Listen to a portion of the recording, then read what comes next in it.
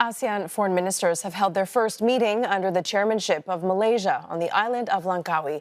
The bloc pledged to deepen collaboration and strengthen unity amid a shift in the global order. Well, Malaysia's Foreign Minister Mohamad Hasan said that he hopes for incoming leaders, including the US President-elect Donald Trump, to engage with ASEAN diplomatically. CNA's Melissa Goh reports. Now, the ASEAN Foreign Ministers' retreat, charting the course for the grouping for the next 20 years, took place ahead of the inauguration of US President Donald Trump. So no surprise that plaguing the minds of ASEAN leaders is the uncertainty surrounding Trump 2.0 administration and how it's going to impact the region that barely recovered from the pandemic. Now, chairing the meeting on Sunday, Malaysian Foreign Minister Mohamad Hasan and his ASEAN counterparts highlighted the urgent need to unite and work together to insulate itself against future shocks. Now, this could come in the form of tariff or non-tariff measures that could hurt ASEAN economies, as Malaysia, Thailand, Vietnam, including Cambodia, have sizable trade surpluses with the US. We hope that incoming leaders of our dialogue partners nations will take note of the increasingly important part we play and engage with us diplomatically and open-mindedly. It is a role that we must play ourselves. We are the speakers and not the spoken for.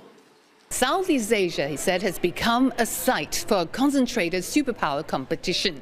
Its geostrategic location and strong growth potentials, with combined GDP of over $3.8 trillion and a relatively young population of almost 680 million, present an attractive market. Now, while doubling down on intra-ASEAN trade and investment that remains low at 23%, ASEAN ministers also agreed to expand cooperation with other regional blocs.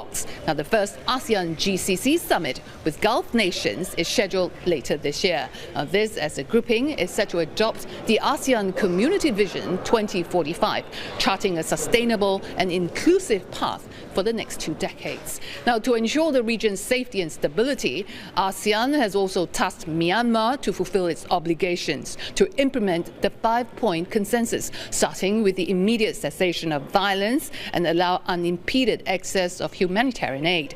Now, basically, ASEAN is just telling Myanmar military government that forget about having elections now. Myanmar is simply not ready. One thing that we know, that want to have election, but we told them election is not a priority at the moment. The priority now is to cease fire and everybody have to stand down. So that is important. And access to all segments on the humanitarian aid in Myanmar. Now, ASEAN foreign ministers also jointly agreed to appoint former Malaysian Foreign Ministry Secretary General Mohamad Hasan as ASEAN Chair's Special Envoy to Myanmar. Now, the protracted conflicts in Myanmar is fueling transnational crimes in the region. Now, its border towns are now hotbed for online scam syndicates. Tens of thousands have fallen victims. Now, China has called on ASEAN to take responsibility and offer to help in security enforcement. Mr. Mohamad Hasan said ASEAN will work with China, but a tangible mechanism is still a work in progress. Now, meanwhile, ASEAN has reaffirmed its commitment towards early conclusion of the Code of Conduct in the South China Sea, adding that the technical team is continuing its negotiation with China next week. Melissa Goh, CNA, Langkawi.